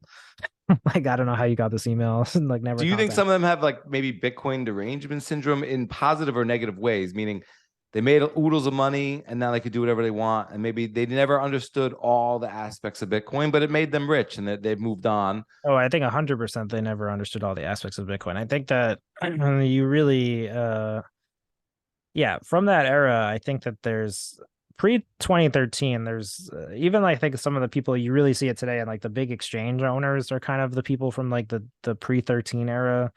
And a lot of them are like classical libertarians. And I do think like Bitcoin culture has like moved away from libertarianism pretty substantially. And like you can see it because they're, many of them like still think Bitcoin is what got them into the space. And they think Bitcoin is the best project, but they view like all cryptocurrencies as good. And they like support the right of everyone to trade them all. So this is sort of like Brian Armstrong, Jesse Powell, like Changpeng Zhao, kind of all the big exchange owners, the Winklevoss twins. Vitalik. Yeah, Vitalik's from that period. Like they definitely like this is like the crypto libertarian thing, I think, where they view all cryptocurrencies as good. Eric Voorhees would be probably the biggest Or and maybe like they got a best. little too close to the sun and thought they were, Satoshi like, and why can't they have that much power? Well, I mean, I think that you have to come to a reason on like why it's not okay for people to do whatever they want, which means that I do think on some level you have to reject libertarianism, which is why I think Eric Voorhees has become an interesting like character in the Bitcoin story because he's still around. He still says the same thing that he said 7 years ago, which is essentially like people should be free to do whatever they want, and if Bitcoin is the best money, like he'll still support anybody trading any other thing. The question then is like, well, what if that thing is like useless or if it's garbage or if it's not a thing at all? And Eric is sort of such a classical libertarian that I think he ultimately was like, I can't infringe on someone's right to think that something is, if you want to buy this like flying bicycle, and you think it's a flying bicycle, I can't infringe on your right. And I'll sell it to you at a 30% margin. Right. Yeah. And that's where you get into kind of like, okay, well, this is why I just think Bitcoin maximalism is moving away from libertarianism. And I think like you've seen the Bitcoin maximalists kind of come out and make some appeals to the state for things. And I think this is kind of what revolts like the old libertarian, like crypto people is like they can't imagine like so like Michael Saylor, like one of the things that he's interested in is like having Bitcoin classified as a commodity and having all other cryptocurrencies classified as securities. Like, well, of course that's an appeal to the authorities to do something. And I think the older kind of like classical crypto libertarians like are revolted by that because like they would never see any engagement. They would never even want positive engagement from the state. They just want nothing to do with it. And so you do see this distance where like I would also say with this idea that they have that other like cryptocurrencies, outside of Bitcoin are some tool for capital formation. The Bitcoiners kind of, seem to reject that idea, right? Like they want, like they would rather have buy Bitcoin from like a registered company, that like raised money from, institutional investor, like accredited investors. So like, in order to be accredited, you have to be accredited by the state, right? So like if you think about MicroStrategy or like Swan, it's like Swan raised money from investors. Those investors are accredited by the state. And then Swan is Bitcoin only. kind of, but like they're selling an equity product to accredited investors who are accredited by the state, and that's Bitcoiners are saying that there's no other model to that they support, right? Because if you're not supporting capital formation like outside that model, on what basis do you support capital formation? So I don't know. I feel like there's an interesting fault line between those types of people, and I think like the big, ones right now are like Udi Werthermeyer, like Eric Wall are kind of like the classical libertarians who are like hate modern Bitcoin culture. But I think that they've been really bad, like vocalizing what they hate about it. But I think what they hate about it very specifically is they hate that it is currently appealing to the state for things, and that it's comfortable doing that, because that suggests kind of like a comfort with the thing that they're trying to subvert or like be against. And I don't know if that just means like Bitcoin's maturing. Like I'm not a libertarian, and I was never really interested in that view. Like when I was younger, I mean, obviously I've become more comfortable with that viewpoint. But I think even myself, I'm sort of like, like Bitcoin works. I understand Bitcoin. I feel comfortable advocating that other people use it. I don't feel that way about any of the other cryptocurrencies. In fact, I feel the opposite in many cases. Am I completely against them all like forever? And do I want the government to like banish them? Like probably not. That seems weird. But I don't have like I have very complex theories about it. Other than we should be pretty careful if that's what we ask for. We might actually get that. And like, I don't know, we have to actually know that we want it. I do think that the crypto system, is pretty out of control, and that, the amount of consumer harm that has resulted from the crypto casino is incalculably massive, and that we can't continue with the current system. I mean, absolutely something from the FCX debacle like has to change. Like the way that the exchanges market other cryptocurrencies is being similar to Bitcoin.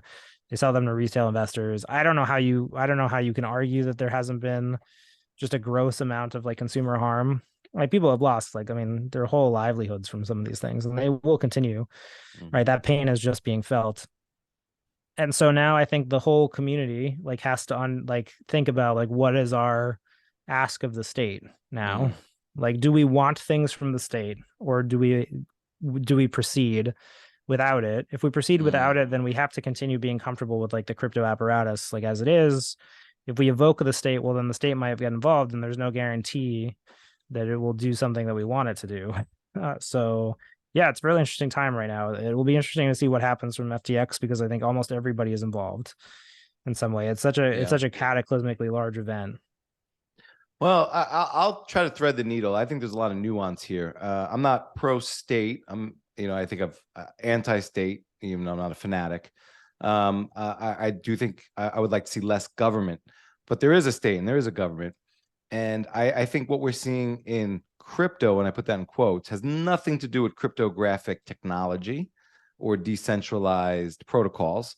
I think a lot of this is traditional financial scams, whether it's using customer funds for, non-appropriate usage and things of that nature. I think it has nothing to do with, decentralized protocols and everything else. And what I'm getting at there is, to me, fraud is fraud. So, I don't want the state running around with undue regulation, tainting a whole space to prevent thought crimes.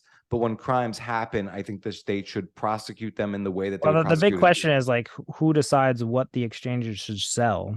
So this is the thing that everybody is currently upset about, right? So the Bitcoin maximalists are currently upset about the crypto casinos selling all sorts of scams. Well, I do think a lot of those things are illegal securities and/or scams. So I think just on the notion of that, they're not cryptographic; they're just illegal securities. They wouldn't pass the Howey test, and I would like. But even that is like an appeal to the current state definition of a security. Well, we live, but that's the thing. So I'm sort of maybe I'll take the approach of a realist. It's like we do live within this current state right now. So I would like to see the current state follow through on the things it's already stipulated. Well, we also live in a state where money is issued by governments as well. So like Bitcoin. I agree. I mean, the money we're using, I think, is illegal by the state's own definition. You think Bitcoin is illegal? No, the dollar. Okay. Right. So I don't think we should be borrowing from a private entity, create the dollar. I don't think we should be issuing our own currency and things of that nature. But living within that paradigm, and I don't think I'm going to fight the state on the dollar first.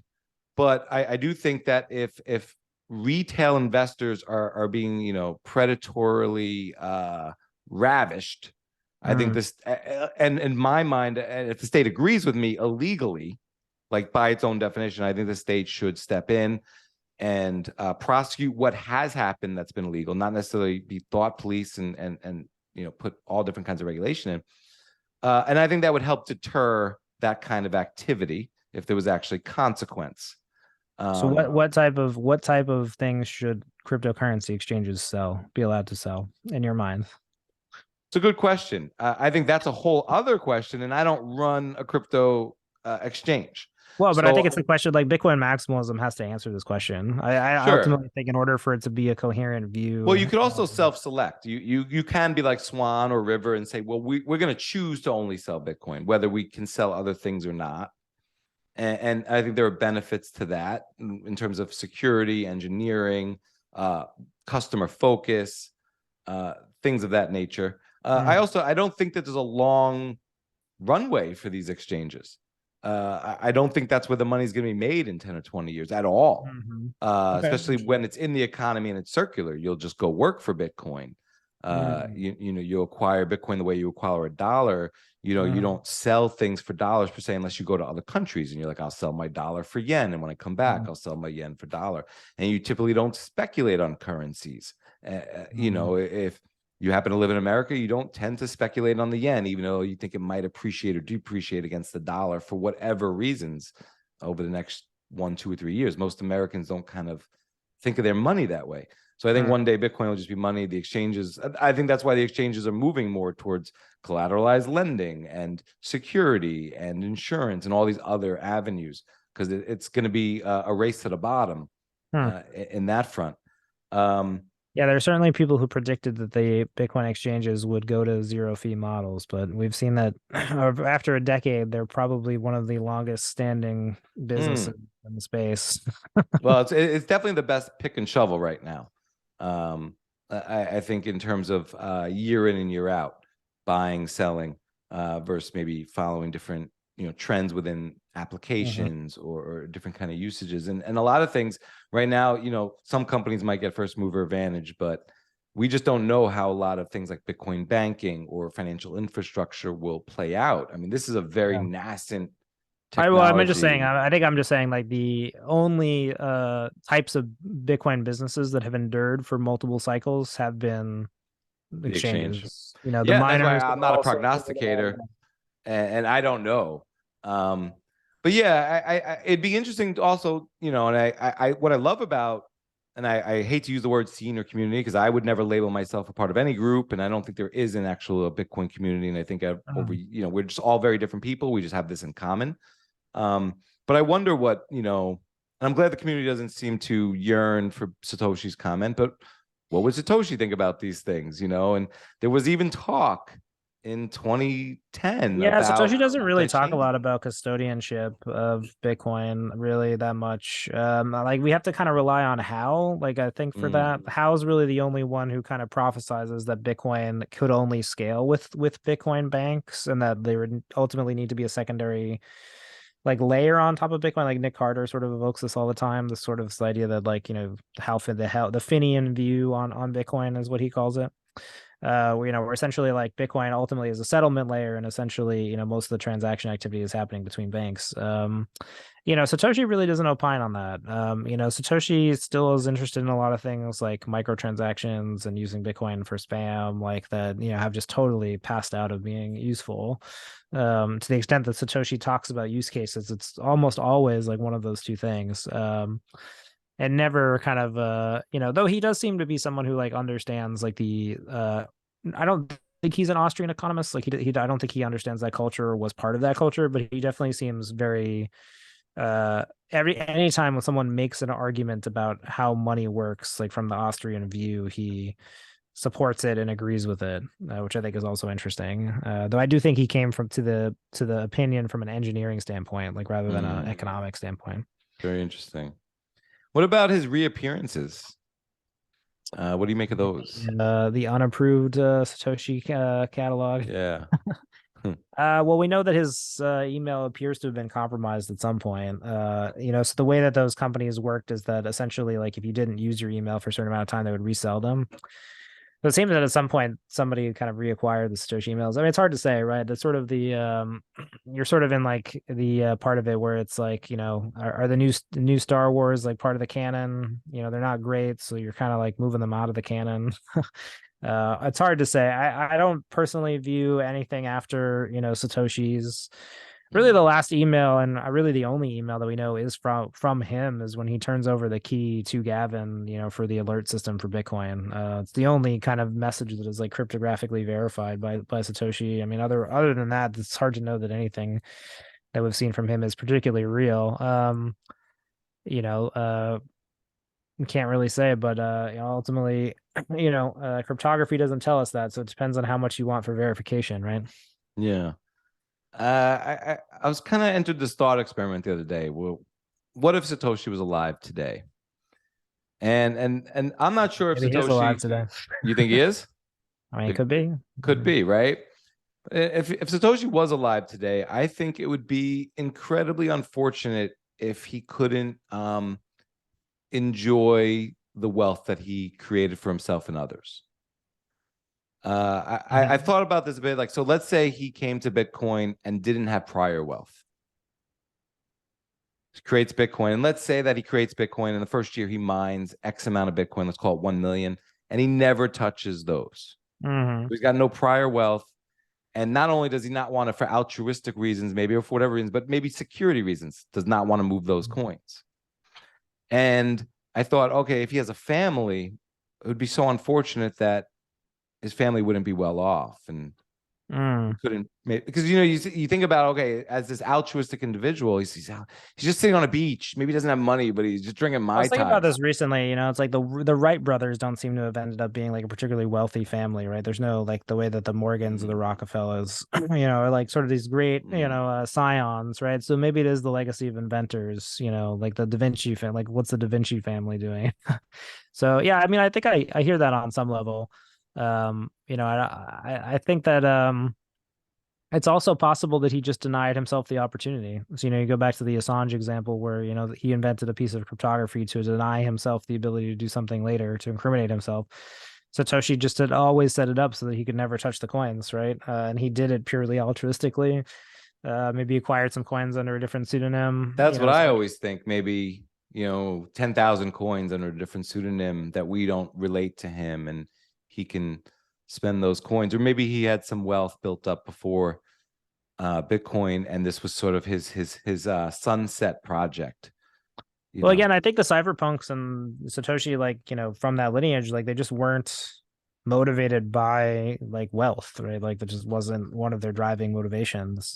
They were primarily interested in restoring the power of the individual and the sovereignty of the individual in the digital age. And so if he never profits from that, I mean, Satoshi still moved the world like much closer to his definition of it. And that's you would have to imagine that as an intellectual, right? Satoshi achieved like greatness on that level, right? I mean, it's hard to know, like, on the greatest level. Yeah, right, exactly. Like, he'll be someone who changes the world irrevocably for, millennia, or maybe, a millennium. Yeah, it's hard to say how you could be disappointed with that. No, it's impossible to say, but at the same time, my heart wants that person to have some earthly riches. And at a minimum, I have children. I work hard to put some food on the plate, and I would never want to be able to turn to my kids and be like, "Well, you're not getting your bicycle for birthday or something."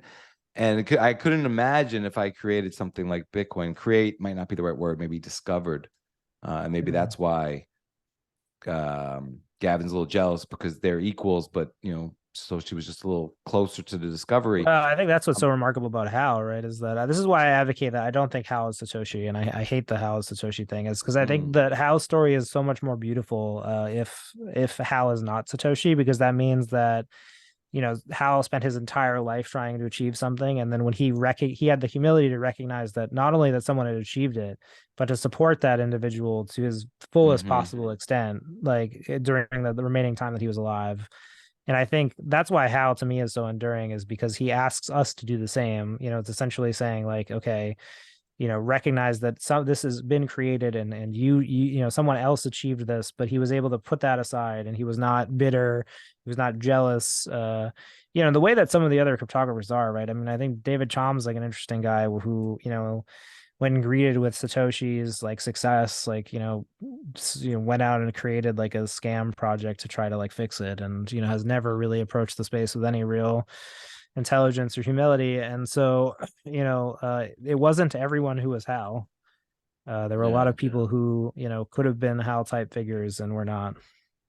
I think you just bring so much factual context to this conversation, and the way I relate to that is Hal's my favorite Satoshi. And I hate to burst that bubble. Yeah, it's because of the reasons you're saying. It's because I want him to be Satoshi. Right. It's more emotional than factual or evidence-based. I think because we have Hal's story, I would actually argue that it's like not important to know who Satoshi is, because I think the likelihood that he's some degree similar to Hal is like so low. Yeah. Oh, one of the aspects, but one of the things I think I noted when I did the Book of Satoshi conversation with Phil Champagne is that I think there was one of those unofficial emails from Satoshi came out after Hal had passed away. I think that was the math I did. So that was my way of eliminating like Hal dies in 2014. Yeah. And I think Satoshi comes out with, whether it's a later month in 2014 or 2015. Well, Hal also continues to contribute to Bitcoin after Satoshi leaves. Like, so Hal comes back kind of in 2011 and right, but as long as he's alive, but you don't know if it's not him just being himself. And right, yeah, there's no communication from Satoshi after he's alive. Right, and that first email between Hal and Satoshi, or that first blog post where Hal, like Satoshi almost thanks Hal for his contributions. Like, I was wondering if that was like wink, wink. I think so. The other thing is, I just think that would be hard. So my experience is that like most people as a writer, like most people are just awful at writing dialogue, like in any like coherent way. So you would have had to have think that Satoshi not only would have been like a genius level coder who invented something, but he was also capable of like faking an elaborate conversation with himself, like at a high degree where it wasn't like obvious that he was doing that. So I don't know. That's like on a skills level. Oh, I get it. It's all emotional on my part. That's my blind spot. I want it to be Hal. I recognize that bias tremendously. I think it's better if it's not Hal. I stand by that one. Nobody, and we never find out. But it's an itch I want to scratch. It's just so fun. Well, it is somebody, so it is the product of human invention, right? Like, so Bitcoin is a product of that. So you have to, there is some person who is. Do you think this person's alive? Yeah, I think so. I mean, I don't know. I like to think that like Satoshi, like if he were like there, we would get some sort of thing from him in the future. Like maybe, if he set it up where he died, there would be some sort of, thing that happens. I think it would be nice to have that kind of closure. I don't think we need to know who Satoshi is. I think it's a bit of a distraction. I don't think it would be horrible, like an end game, but it wouldn't be productive to find out. I shouldn't say that. I think we learn a lot about, the same way we learn about anything, right? Humans learn through understanding people and stories. Sure. And it is interesting that the Satoshi story is so rich without there being a person there. I don't know what we gain from like knowing that he like grew up in Shucksville, Ohio, and his dad was a cobbler or something like that, right? We can appreciate Satoshi's invention, I think, on its own terms, and I think I don't know, like if Satoshi was a public figure, do you think anything would have changed for Bitcoin? I think it's likely that this person would be kind of in the Julian Assange situation, where he would be demonized by the state and mistreated by the state, and being like, possibly, right? But who knows? A lot of these other cryptocurrency creators are still out and about. Yeah, I would say leaving was his second greatest gift beyond besides giving the project to us. Like a man. In terms of him being alive, I don't know if he's been murdered, suicided himself, he died of natural causes, or if he's alive. I have no idea, and I have no idea if it's a he, she, or group.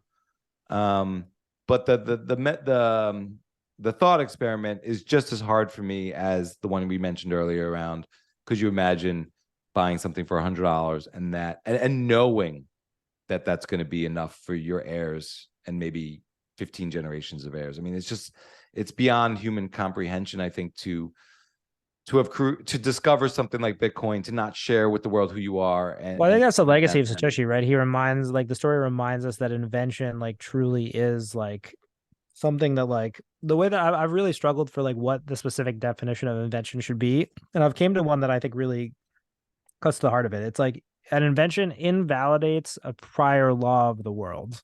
So like it was true at every point in time that like man could not fly, like until the Wright brothers flew, and in doing that they invalidated a law of the world. They took something that was true, that man couldn't fly, and they made that false. They actually they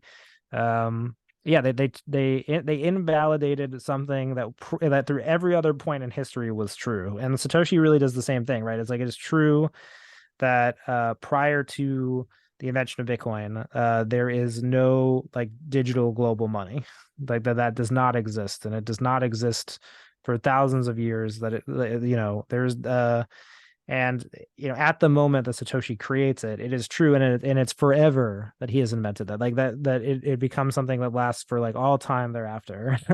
And that's really why I think so many people have trouble with inventions, right? Like there's a famous anecdote about flight, where the Wright brothers for like 10 years, like no major newspapers would run articles about the Wright brothers because they did not believe that like they had actually invented a flying machine. And it was like, that's the level of achievement that like you have to get to invent something. And I think we've been kind of tricked by this like constant software innovation, that is invention. And it's not. Like invention is you do change the world. You do something that was previously impossible, and you make it possible. And Satoshi did that. And I think as long as Bitcoin remains a new invention, like it will continue to beguile people, and hopefully the world will wake up to it one day. I'm confident in that future. I just think that I also realize that it's going to take a lot of time. It is a very foundational like invention. We're used to money systems that are governed by the state. We're told that they're okay and that they're the only way to live. And I think it'll just take a long time for that to go away. Yeah, for sure. It's definitely, we're in the early stages of a very long human project. So my final question for you then is, were early Bitcoiners too toxic for Satoshi? Would he be a maxi now? Hard to say. That's a subject of dispute between the maximalists and the anti-maximalists. I think the anti-maximalists overstate Satoshi's anti-maximalism. I do think that Satoshi was open-minded to other uses for the Bitcoin blockchain, like for other things, but ultimately Satoshi doesn't really stick around for that conversation enough to figure that out, right? Like he doesn't have any like strong opinion to it, at the point that like someone suggests creating a blockchain based system for domain names. He's open to building it as a creator, though he says that he advises those people to build it on Bitcoin. Ultimately, those things don't exist on Bitcoin today. Hard to tell what Satoshi's attitude would have been to that. I think that Satoshi was an inventor, and he's someone who wanted to create things, and he would have been biased to creating those things. But he was also, I think, a little bit of a hacker, right? So the hacker tendency is don't reinvent the wheel. Bitcoin works, it's money. If you want to don't create a new money, like create it on Bitcoin. So I honestly think he would probably be a bit more of a maximalist, to be honest. Yeah. I think so too. But who knows? Very confounding, mysterious character. Pete. Oh, I'm sorry. No, I appreciate the time, and it was a great chat. It was a great question. Always love digging into Satoshi, and nothing else that'll get us through the bear market, right? Yeah, I mean, this was tremendous. We covered a lot of ground, and we actually covered everything I was hoping to. So I'll leave it to you for any parting words and to let people know where they can find you and your work. Pete Rizzo. You can follow me on Twitter, Pete_Rizzo_. Try to keep the daily Bitcoin history updates going, and you can find my work on Bitcoin Magazine. Looking forward to having you at the next conference, Bitcoin 2023 in Miami, and probably be a smaller event this year. But we're hoping to have some people together for some great conversations. So sounds awesome. Thank you so much, Cedric. Appreciate it.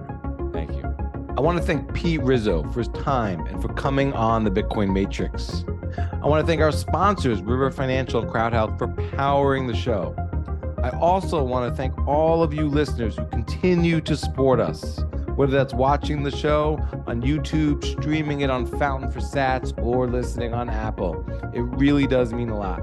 You guys are what keep me going. I have some really great shows lined up for the Bitcoin Matrix, so make sure to subscribe if you haven't already. And if you have the time, please leave a review for the show wherever you watch or listen. Stack sats, stay humble, and stay laser focused out there. This is Cedric. Peace.